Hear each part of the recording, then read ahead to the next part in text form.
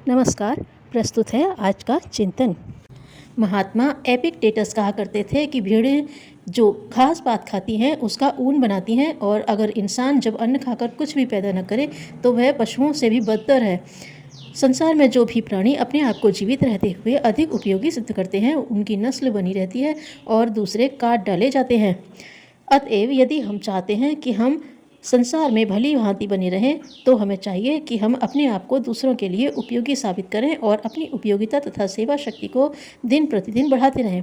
यदि हमारा जीवन उपयोगी है और जनता भी हमारी उपयोगिता को स्वीकार करती है तो हमें अपनी जीवन यात्रा के लिए संबल कहीं भी मिल जाएगा। उपयोगी व्यक्ति जहाँ कहीं भी जाता है वहीं उसे उसकी जीवन यात्रा के लिए मार्ग व्यय मिल जाता है।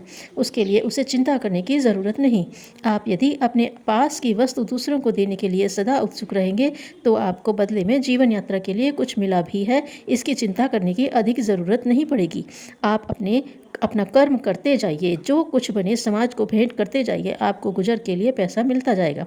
जैसा कि महात्मा इमर्सन ने कहा है कि उपयोगी मनुष्य की संसार को इतनी ज़रूरत है कि यदि वह जंगल में भी डेरा डालेगा तो लोग जंगल तक का एक पक्का रास्ता तैयार कर लेंगे। तो क्या फिर भी उस व्यक्ति को उधर पोषण की चिंता के लिए परेशान होना पड़ेगा? लोग कहेंगे कि महाशय, यह आपका कोरा आदर्शवाद है। यथार्थता की कसौटी पर कसे जाने पर यह बात खरी नहीं उतरती।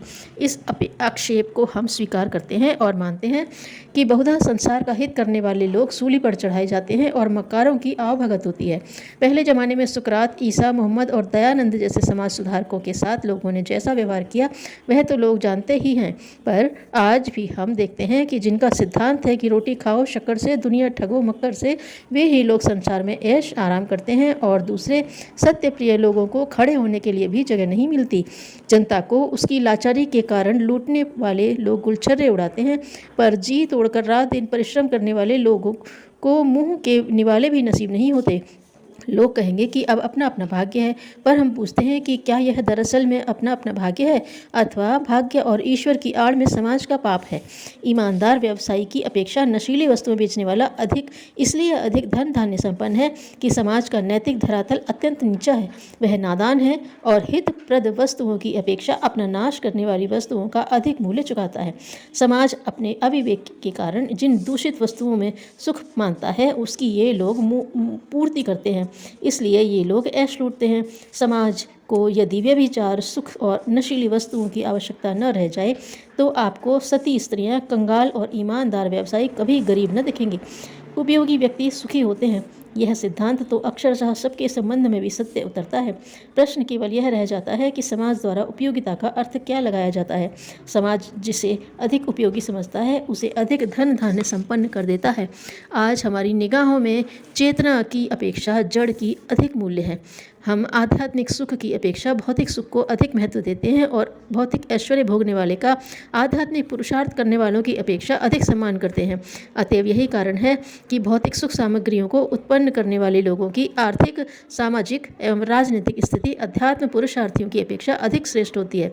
अतएव यदि किसी आत्म पुरुषार्थी का किसी समृद्धशाली की अपेक्षा कम सम्मान होता है तो भूल समाज की है। इससे आत्म पुरुषार्थी की उपयोगिता कम नहीं होती, उसकी अवहेलना तो समाज की ही अज्ञानता का परिचायक है। अतएव केवल उपयोगी बनने से ही काम न चलेगा, आपको यह भी देखना होगा कि समाज का नैतिक धरातल ऊंचा उठता है और आपकी उपयोगिता समाज द्वारा स्वीकृत होती है। आप समाज को जो कुछ देते हैं समाज में उसको ग्रहण करने की योग्यता होने पर ही आप समाज द्वारा सम्मानित हो सकते हैं।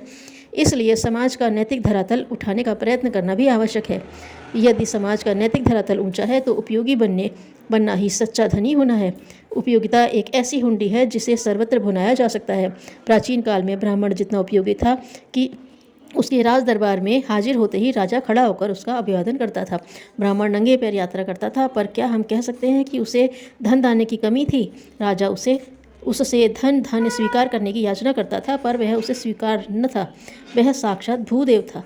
जहाँ वह जाता वहीं उसे लक्ष्मी मिल जाती थी, इसलिए वह उसे लिए फिरने की मूर्खता क्यों करता? इस तरह हम देखते हैं कि अच्छे समाज में हमारी सेवा शक्ति व हमारी उपयोगिता ही हमारा सच्चा धन है। इस समय हम अपनी सेवाओं के मूल्य की चिंता न कर केवल उपयोगिता के सहारे ही कार्य करते रहें। दुर्भाग्य से आज हम सच्चे अर्थ में धनी होना भूल गए हैं। आज हम अपने धन को अपने सच्चे पुरुषार्थ और योग्यता का मापदंड नहीं कह सकते। आज हम अपनी उपयोगिता के कारण धनी नहीं बल्कि लोगों को कष्ट देने का कारण अथवा खोटा माल दे सकने के कारण धनी बनते हैं। जिस अफसर के लोगों को अधिक हानि हो सकती है वह धनी बन जाता है। व्यापारी भी जनता को कष्ट देकर ही धनी बनते हैं। एक समृद्ध व्यापारी सारे देश का नमक खरीद लेता है और जब नमक की कमी के कारण भाव तेज हो जाता है तो बेच देता है। दूसरा व्यापारी घी में आलू या वनस्पति घी मिलाकर लाखों बना लेता है। इस तरह उपयोगी बनने के स्थान पर जनता का अभिशाप बनकर आज लोग धनी बनते हैं। ईश्वर वह दिन शीघ्र लाए जब लोग अपनी सेवा शक्ति को ही अपनी मूल्य संपत्ति मानेंगे। समाज में उपयोगी बनने के लिए हमें आदर्शवादी और सिद्धांतवादी विचारधारा की सत्यता प्रमाणित करनी होगी। जन जन में यह सिद्ध करके दिखाना होगा कि आदर्श और सिद्धांतों पर आधारित जीवन संभव है और ऐसा जीवन जीने में मनुष्य को हानि नहीं लाभ ही रहता है। ऋषियों के सच्चिंतन को जनमानस में स्थायी रूप से बिठा देने से ही मनुष्य भौतिक उपलब्धियों की कमी होते हुए भी आध्यात्मिक जीवन जीने के लिए तैयार रहेगा। निर्धन फकीर होने पर भी बड़े बड़े महलों वाले उसके पैरों में गिरकर दया की भीख मांगते हैं। इससे सिद्ध होता है कि मनुष्य की महानता बाह्य नहीं आंतरिक है। आंतरिक श्रेष्ठता के आधार पर ही उसकी उपयोगिता प्रमाणित होती है।